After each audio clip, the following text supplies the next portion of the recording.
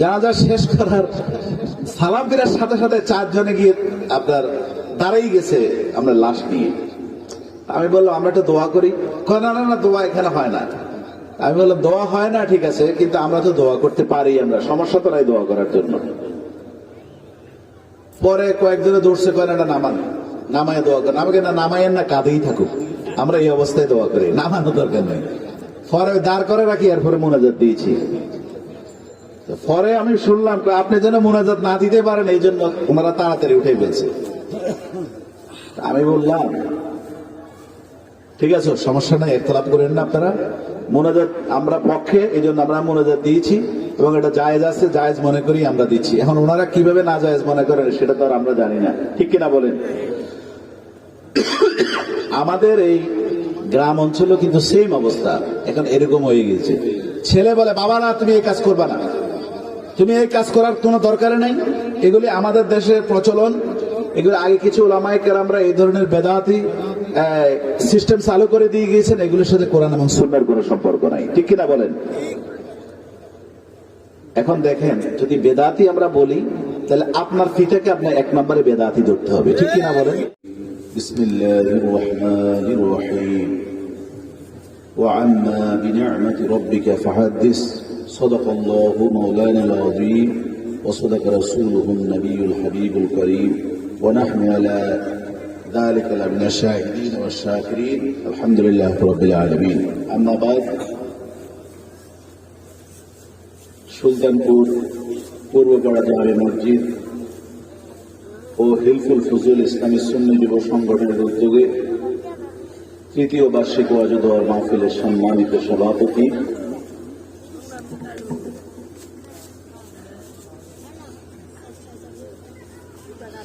জনাব মোহাম্মদ হারুনুর রশিদ মহসিন সাহেব মোতওয়াল্লি, সুলতানপুর পৌরপাড়া জামে মসজিদ। আজকের এই মাহফিলে একটু আগে যিনি আলোচনা রেখেছেন বিশিষ্ট আলেম দ্বীন হযরতুল আল্লামা মুফতি আমির হোসেন রায়পুরী সাহেব মাদ্রাসাহুল আলী, কিছুক্ষণের মধ্যে স্টেজে আসছেন, আলোচনা রাখবেন হযরতুল আল্লামা মাওলানা মুফতি শরীফুল ইসলাম সাইদি সাহেব, এবং তার পূর্বে আলোচনা রেখেছেন হযরতুল আল্লামা মাওলানা হাসনাতুল্লাহ ফারুকী সাহেব, অধ্যক্ষ ফকিরবাজার ইসলামিয়া সিনিয়র মাদ্রাসা, এবং আজকের এই মাহফিলের হযরত উলামায়ে কেরাম, মাহফিল পরিচালনা হযরত মাওলানা গাজী সালেহ আহমেদ রাজাপুরী, খতিব সুলতানপুর পৌরপাড়া জামে মসজিদ সহ মঞ্চ ভূমিষ্ঠ আমন্ত্রিত উলামায়ে কেরাম, অত্র এলাকা থেকে আগত সুধীজন, জ্ঞানী গুণী ব্যক্তিবর্গ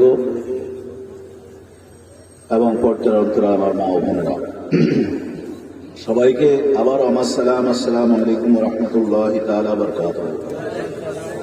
আল্লাহ রাব্বুল আলামিনের দরবারে অসংখ্য শুকর গুজার করছি যে আল্লাহ রাব্বুল আলামিন আমাদের সবাইকে এই মহতি নুরানি ইরফানি আজিমুশ শান ওয়াজ ও দোয়া মাহফিলে আসার বসার আলোচনা শোনার এবং আমল করার যে তৌফিকটুকু আল্লাহ পাক দান করেছেন, আল্লাহ পাকের দরবারে আমরা সকলে শুকরিয়া দিলে একবার বলে আলহামদুলিল্লাহ। এবং সাথে সাথে দুরূদ ও সালাম প্রেরণ করছি হুজুর নূর সাল্লাল্লাহু আলাইহি ওয়াসাল্লামের প্রতি। সম্মানিত সুধী, আমি একখানা কোরআন মাজিদের আয়াত তেলাওয়াত করেছি। আমি এই তেলাওয়াতের লক্ষ্য করে আমি 2-1টি কথা বলে আমি মাইক ছেড়ে দেব। কিছুক্ষণের মধ্যেই মাওলানা মুফতি শরীফুল ইসলাম সাইফি সাহেব উনি আসলে আলোচনা রাখবেন।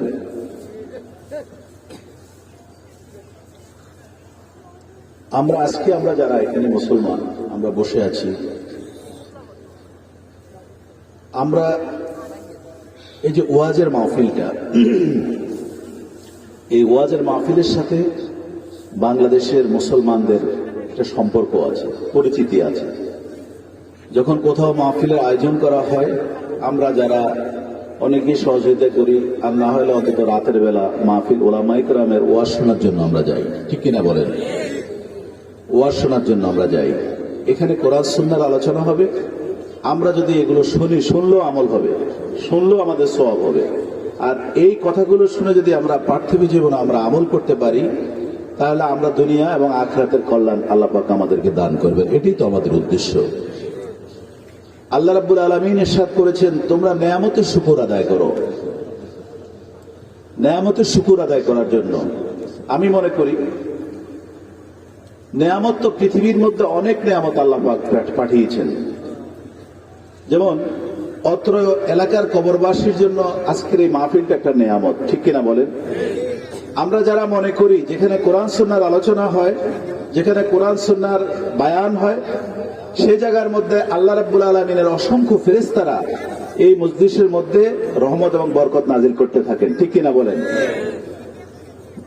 তাহলে নিঃসন্দেহে আমরা বিশ্বাস করতে পারি আজকের এই মজলিসের মধ্যে আল্লাহ পাকের রহমতের ফেরেশতারা রহমত বর্ষণ করতেছেন, ঠিক কিনা বলেন? আমরা সেই রহমতের বেষ্টনীতে আমরা এখন আছি, ঠিক কিনা বলেন? সম্মানিত সুধী, সারাদিন আমরা কেউ বিভিন্ন কাজে আমরা ব্যস্ত থাকি। আজকে সুলতানবাসী সহ আশপাশের যে এলাকাগুলো আছে, আপনারা সবাই একটা দিনই মাহফিল আপনারা বসে আছেন। এই সময়টুকু কিন্তু যদি আজকে এখানে মাহফিল না হতো, কেউ আমরা ঘরের মধ্যে থাকতাম, কেউ দোকানে থাকতাম, কেউ বাজারে থাকতাম, এক একজন এক এক জায়গায় থাকতাম, ঠিক কিনা বলেন? ঘরে যদি থাকতাম তাহলে আমরা টিভির সামনে থাকতাম, অথবা দুনিয়াবি কোনো কথা বলতাম, অথবা কাউর সমালোচনা করতাম, ঠিক কিনা বলেন? সবগুলো কিন্তু গুনার কাজ। দোকানে থাকলে তাও সেম অবস্থাই হতো, রাস্তাঘাটে বিভিন্ন জায়গায় আমরা থাকতে পারতাম, কিন্তু আল্লাহ রাব্বুল আলামিন এই খারাপ কাজগুলো থেকে আমাদেরকে বিরত রেখে এই বেহেশতের বাগানের মধ্যে আল্লাহ পাক আমাদেরকে বসিয়েছেন, কথা বলার সুযোগ করে দিয়েছেন, শোনার সুযোগ করে দিয়েছেন। সেজন্য আমরা আল্লাহ পাকের দরবারে শুকর আদায় করা দরকার আছে কি নাই বলুন? আমরা সকলে আবারও বলি আলহামদুলিল্লাহ। দেখুন, এই করোনা মহামারী আমাদেরকে কত শিক্ষা দিয়ে গিয়েছেন। আমরা মনে করি না এই লোক অনেকদিন বাঁচবে, ঠিক কিনা বলেন? ইয়াং কোন লোক যদি অসুস্থ হয়, অসুস্থ হলে আমরা কি করি? বলে যে ঠিক আছে, সুস্থ হয়ে যাবে, ঠিক কিনা বলেন? এই মহামারী আমাদেরকে শিক্ষা দিয়েছে, এই জ্বর হয়েছে, ঠান্ডি, কাশি, করোনা টেস্ট করো, করোনা আছে কিনা। যদি করোনা থাকে, সন্তান বাবা থেকে আলাদা হয়ে যায়, বাবা সন্তান থেকে আলাদা হয়ে যাচ্ছে, স্ত্রী আলাদা হয়ে যাচ্ছে, প্রতিবেশীরা আলাদা হয়ে যাচ্ছে, আমাকে একা করে দিচ্ছে, ঠিক কিনা বলেন? একা, তুমি এই একাই তোমাকে ফাইট করতে হবে, যুদ্ধ করতে হবে। এই যুদ্ধ থেকে একাই তোমাকে বিজয়ী হতে হবে, ঠিক কিনা বলেন? এই করোনা মহামারী আমাদেরকে শিক্ষা দিয়েছেন। দেখুন, যখন করোনা, অমুক ব্যক্তির করোনা হয়েছে, আমরা ওর থেকে দূরে না, আমরা সবাই দূরে সরে গেছি, না যে কোনো সময় আমাকেও আক্রমণ করতে পারে, ঠিক না? ভাইরাস আমার কাছেও আসতে পারে, আর তার বাঁচা মরার কোনো নিশ্চয়তা নাই, ঠিক কিনা বলেন?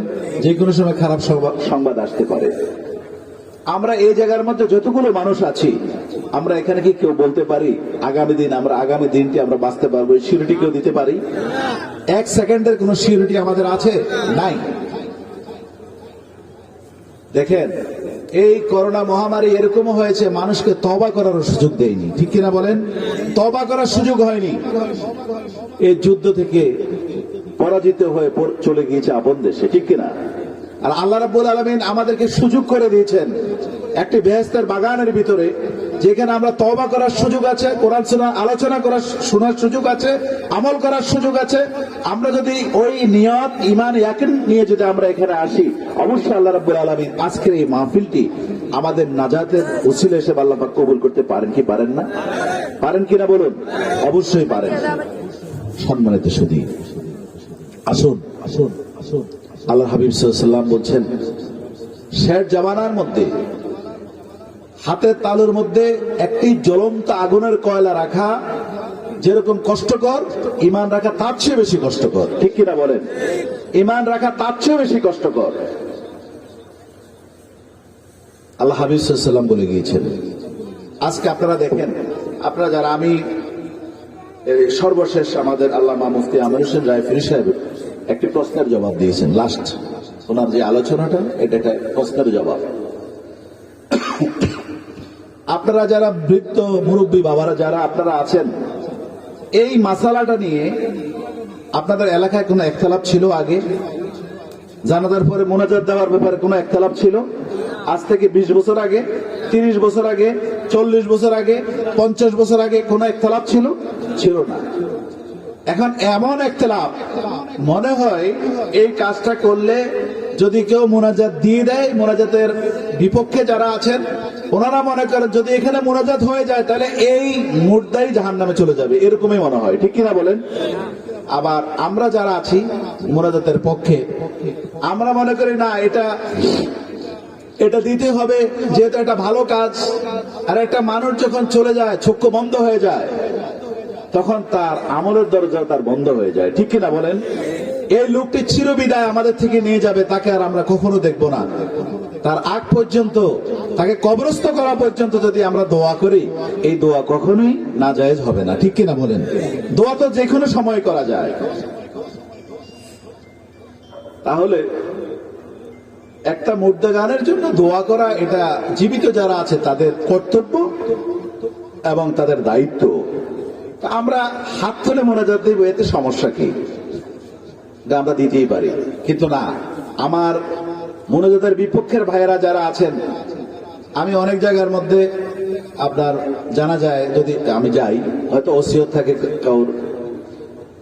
ঢাকা শহরেও এমন এক সমস্যায় পড়ছিলাম, জানাজা এই মৃত ব্যক্তি ওনার ওসিয়ত ছিল আমি জানাজা পড়া, জানাজা শেষ করার সালাম ফেরার সাথে সাথে 4 জনে গিয়ে আপনার দাঁড়াই গেছে আমরা লাশ নিয়ে। আমি বললাম আমরা একটা দোয়া করি। না না না, দোয়া এখানে হয় না। আমি বললাম দোয়া হয় না, ঠিক আছে, কিন্তু আমরা তো দোয়া করতে পারি, আমরা সমস্যা তো নাই দোয়া করার জন্য। পরে কয়েকজনে দৌড়ছে, কয় না নামায় দোয়া করেন। আমাকে না নামায়েন না, কাঁদেই থাকুক, আমরা এই অবস্থায় দোয়া করি, নামানো দরকার নেই। পরে দাঁড় করে রাখি, এরপরে মোনাজাত দিয়েছি। পরে আমি শুনলাম আপনি যেন মোনাজাত না দিতে পারেন, এই জন্য ওনারা তাড়াতাড়ি উঠে ফেলছে। আমি বললাম ঠিক আছে, সমস্যা নাই, একতলাপ করেন না আপনারা। মোনাজাত আমরা পক্ষে, এই জন্য আমরা মোনাজাত দিয়েছি এবং এটা জায়েজ আছে, জায়েজ মনে করি আমরা দিচ্ছি। এখন ওনারা কিভাবে না জায়েজ মনে করেন সেটা তো আর আমরা জানি না। ঠিক কিনা বলেন? আমাদের এই গ্রাম অঞ্চলেও কিন্তু সেম অবস্থা এখন এরকম হয়ে গেছে। ছেলে বলে বাবা না, তুমি এই কাজ করবা না, তুমি এই কাজ করার কোনো দরকার নাই। এগুলি আমাদের দেশের প্রচলন। এগুলো আগে কিছু ওলামায়ে কেরামরা এই ধরনের বেদাতি সিস্টেম চালু করে দিয়ে গিয়েছেন, এগুলোর সাথে কোরআন এবং সুন্নাহর কোনো সম্পর্ক নাই। ঠিক কিনা বলেন? এখন দেখেন, যদি বেদাতি আমরা বলি তাহলে আপনার ফিটাকে আপনার 1 নম্বরে বেদাতি ধরতে হবে। ঠিক কিনা বলেন? তাহলে আপনার দাদাকে আপনি বেদাতি ধরতে হবে, আপনার বর বাবাকে আপনি বেদাতি ধরতে হবে। ঠিক কিনা বলেন? এখন আসুন, ওনারা বেদাতি ছিলেন, আমরা বেদাতের পক্ষে। ঠিক কিনা বলেন? আপনার বাবা যদি মুসলমান না হতো, আপনি কি মুসলমান হতেন? বলুন না, মুসলমান হতেন কিনা বলেন? এই যে দেখেন ছোট বাচ্চাটা, এই যে ছোট বাচ্চাগুলোতে, এই যে ছোট বাচ্চাগুলো, ওরা তো কিছুই বোঝে না। ছোট ছোট বাচ্চাগুলো কেন বসে আছে এখানে? ওর দাদা এসেছে, ওর বাবা এসেছে, ওর ভাই এসেছে মাহফিলে। ওরা দেখতে দেখতে এটা বুঝে যে এটা একটা আমাদের ধর্মীয় অনুষ্ঠান, এই অনুষ্ঠানে গেলে সওয়াব আছে, আমরা এই অনুষ্ঠানে যাইলে আমরা অন্তত কিছু পাবো। ঠিক কিনা বলেন? ছোট বাচ্চাগুলো আসতেছে। তদ্রুপ আপনারা যারা, আমরা এখানে যারা আমরা মুসলমান আমরা আছি, আমরা ইসলাম শিক্ষা গ্রহণ করছি কিভাবে? যখন দেখেছি মা সেজদাতে আছে, সন্তান কিছুই বোঝে না, ছোট বাচ্চা, সে কিছুই বোঝে না ইসলাম সম্পর্কে, কিন্তু ছোট বাচ্চারা কিন্তু সেজদা দিচ্ছে। ঠিক কিনা বলেন? পক্ষান্তরে আমার হিন্দু ভাই যারা আছেন, ওই ঘরে যে সন্তানটা জন্মগ্রহণ করে, আমার হিন্দু ভাই এবং হিন্দু মায়েরা যখন পূজা করে, তখন ওই সন্তানটা কিছুই বোঝে না, সেও কিন্তু পূজা করছে। ঠিক কিনা বলেন? তাকবীর, নারায়ে রিসালাত, নারায়ে তাকবীর, নারায়ে রিসালাত। প্রধান বক্তার আগমন। আপনার বাচ্চাটা কিন্তু পূজা করছে না। আমরা মুসলমানের ঘরে জন্মগ্রহণ করার কারণে শুক্রবার দিন আমরা দেখতাম, ছোট যখন ছিলাম, শুক্রবার দিন বাবা মসজিদে চলে যাচ্ছে, আমরাও কিন্তু মসজিদে চলে গিয়েছি, ঠিক কিনা বলেন? তখন কিন্তু নামাজ আমাদের উপরে ফরজ হয়নি। আচ্ছা,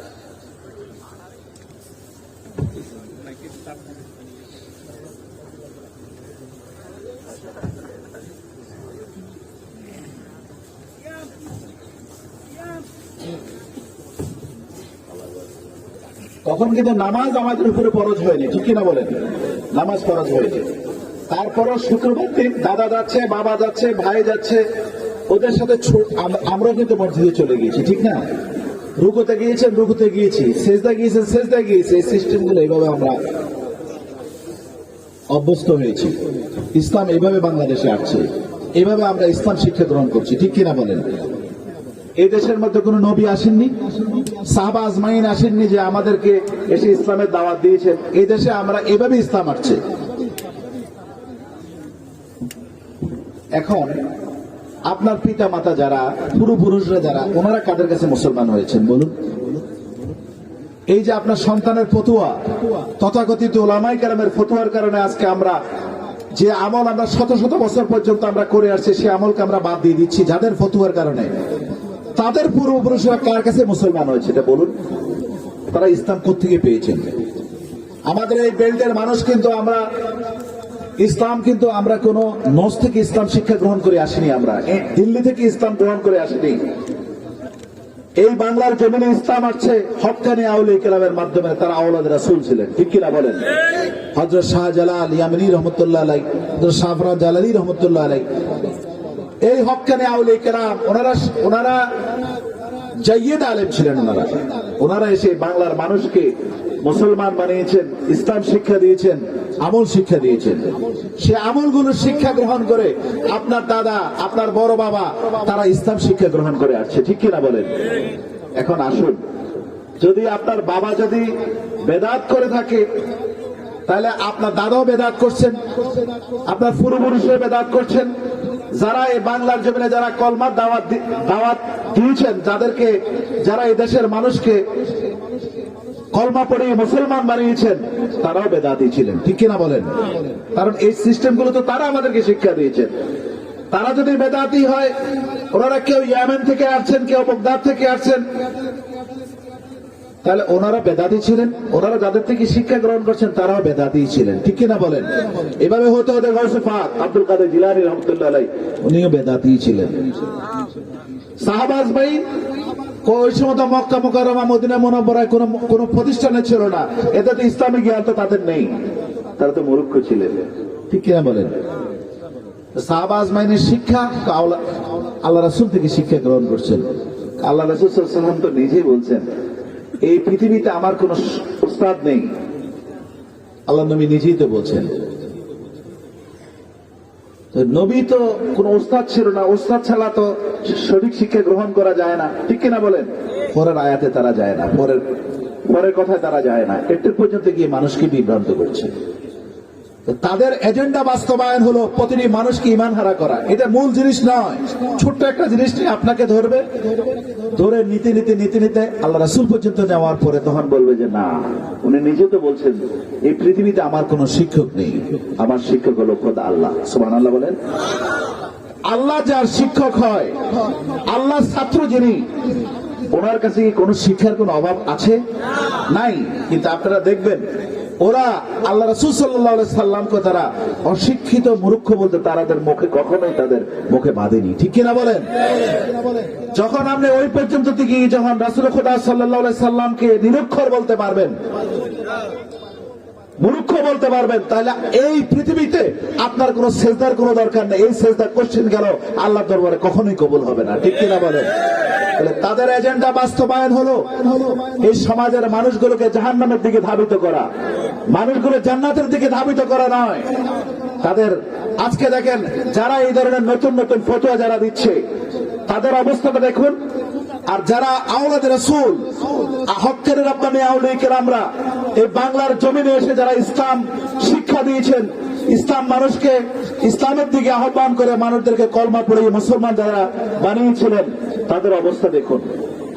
আজকে সারা বাংলাদেশের শহর বন্দর গ্রামগঞ্জ পাড়া মহল্লা প্রত্যেকটি এলাকার মধ্যে দেখেন যতগুলো প্রতিষ্ঠান প্রতিষ্ঠিত হয়েছে প্রত্যেকটি প্রতিষ্ঠান আউলিয়া কেরামরা করে গিয়েছেন, ঠিক কিনা বলেন? আমি আপনাদেরকে কুমিল্লার মধ্যে দেখাই, যে প্রতিষ্ঠানগুলো কুমিল্লার মধ্যে আছে প্রত্যেকটি প্রতিষ্ঠান হলো আউলিয়া কেরামরা প্রতিষ্ঠা করে গিয়েছেন, ঠিক কিনা বলেন? সেই প্রতিষ্ঠানের মধ্যে এতিমরা বসবাস করে, এতিমদেরকে ফ্রি খাওয়ানো হয়, মিসকিনদেরকে ফ্রি খাওয়ানো হয়। ওই প্রতিষ্ঠান থেকে শত শত আলেম বের হচ্ছে, দ্বীন ইসলামের খেদমত করছে, ঠিক কিনা বলেন? আর আজকে যারা নতুন ইসলাম আমাদেরকে শিক্ষা দিয়েছেন, তারা আমাদেরকে কি দিচ্ছেন? আপনার বিল্ডিং এর ভাড়া হলো ৮০,০০০ টাকা, ৮০,০০০ টাকা আপনার বিল্ডিং ভাড়া নিয়েছেন। আপনার আমার সন্তানদেরকে নিয়ে ওখানে পড়াচ্ছেন কিসের বিনিময়ে? টাকার বিনিময়ে। কেউ ৫,০০০, কেউ ৩,০০০, কেউ ২,০০০, এক একজনের সবাই টাকা নিচ্ছেন, কিন্তু ঠিক কিনা বলেন? আর আজকে আপনারা দেখেন এই বাংলার জমিনের মধ্যে যারা ইসলাম আনছেন তাদেরকে আজকে সেই আউলি কেরামদেরকে তারা কখনোই তাদের মুখে বাঁধে না যে তারা হলো বেদাতি, তারা শিরকপন্থী, ঠিক কিনা বলেন? তাদের মুখে কখনোই বাঁধে না। আজকে দেখেন মুনাজাতের পক্ষে বাংলাদেশে কারা আছে? আজকে কেরামত আলী জৌনপুরি বলেন, উনিও তো মুনাজাতের পক্ষে ছিলেন, ঠিক কিনা বলেন?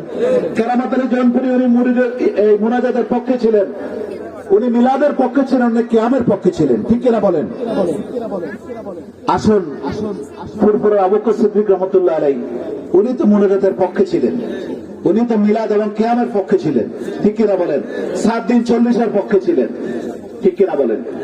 আমরা যারা শাহ আব্দুল্লাহ গাজীপুরি রহমতুল্লাহ অনুসারী, আমরা যারা আমার দাদা হুজুর কিবলা রহমতুল্লাহ আলাইহি, ইমামত শাহ জাফরি রহমতুল্লাহ আলাইহি উনি দারাগড়ে শাহ আব্দুল্লাহ গাজীপুরি রহমতুল্লাহ খলিফা ছিলেন, আমরা যারা গাজীপুরি সিলসিলায় আমরা যারা আছি, গাজীপুরি রহমতুল্লাহ আলাইহি উনিও জানাজার পরে মোনাজাত দিয়েছেন এবং উনি মিলাদ এবং কিয়াম করছেন, ঠিক কিনা বলেন? করছেন। আসুন, আমাদের বাংলাদেশে আরো দরবার আছে। আপনার আমাদের সাইফি সাহেব বিশ্বজাগের মঞ্জিলের উনি একজন খাদেম। আপনি বিশ্বজাগের মঞ্জিলের মধ্যে ওনারা মোনাজাতের পক্ষে না বিপক্ষে? পক্ষে। ওনারা মিলাদ এবং কিয়ামের পক্ষে না বিপক্ষে?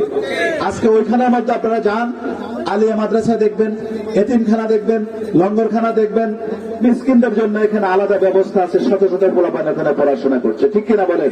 কেউ টাকা দেয়, কেউ টাকা দেয় না, কে দিল না দিল নয়, দ্বীন ইসলামের খেদমত চলছে, ঠিক কিনা বলেন? যান শর্ষিলের মধ্যে শত শত হাজার হাজার পোলাপান ওখানে পড়ছে, মিসকিন গরিব অসহায় পোলাপান পড়াশোনা করছে, ওখানে কে টাকা দিচ্ছে না দিচ্ছে এগুলো কোনো খেয়াল নাই, ইসলামের খেদমত করে যাচ্ছে, ঠিক কিনা বলেন? আজকে আপনারা দেখুন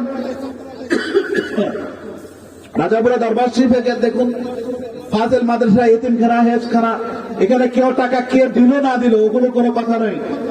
অসহায় মিসকিন যত আসে আমরা চেষ্টা করি আমরা ভর্তি করার জন্য, আমরা এখানে হক্কানি আলেম দ্বীন সৃষ্টির জন্য, ফায়দার জন্য আমরা কাজ করে যাচ্ছি। এভাবে বাংলাদেশের আনাচে কানাচে যতগুলো দরবার আছে, আমরা দারুল আমান লক্ষ্য করে দেখুন, ওখানেও এতিমখানা আছে, ওখানে মাদ্রাসা আছে, খেদমত চলছে, ঠিক কিনা বলেন?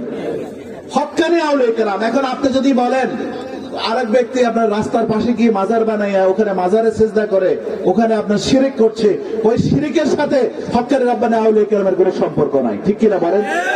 শিরকের সাথে দরবারে কোনো সম্পর্ক নাই, আপনারা তাকে খারাপ বলবেন। আরেক বেটা আপনারা দেখেন, আমাদের দেশের মধ্যে কিছু বেদাতি আছে, শিরিকপন্থী আছে, হক্কানি রাব্বানি আউলিয়া কেরামরা কখনোই তাদেরকে সাপোর্ট করে না, ঠিক কিনা বলেন? যেমন আমরা মাজার জিয়ারতের স্থান, এখানে জিয়ারত হয়, ওখানে কেউ যদি সেজদা করে সেই সেজদাকে আমরা কখনোই সাপোর্ট করি না, ঠিক কিনা বলেন? আমরা কেউই সাপোর্ট করি না সেটাকে। সেজদা করা একমাত্র কাকে? আল্লাহকে সেজদা করা যায়। আপনার পিতা মাতা, হ্যাঁ, আপনার ঘরে যদি মাতা পিতা থাকে তার কদমের মধ্যে মাথা ঝুঁকাইয়া সোমা খাওয়া, এটা সুন্নাত রাসূল, সুবহানাল্লাহ বলুন। আপনি সেটা করতে পারেন, আপনার উস্তাদকে আপনি পায়ে সোমা দিতে পারেন, এতে কোনো সমস্যা নাই, এতে আপনার ঈমান যাবে না, এটা নাজায়েজ নয়, এটা জায়েজ। কিন্তু সেজদার সোমা কিন্তু এক জিনিস নয়। আপনি ঘরের মধ্যে গিয়েছেন, আপনার মা, বৃদ্ধ মা আছেন, আপনি প্রতিদিন মায়ের কদমে একটা সোমা খেয়ে যান, আপনার গুনাহ হবে না সওয়াব হবে? সওয়াব হবে।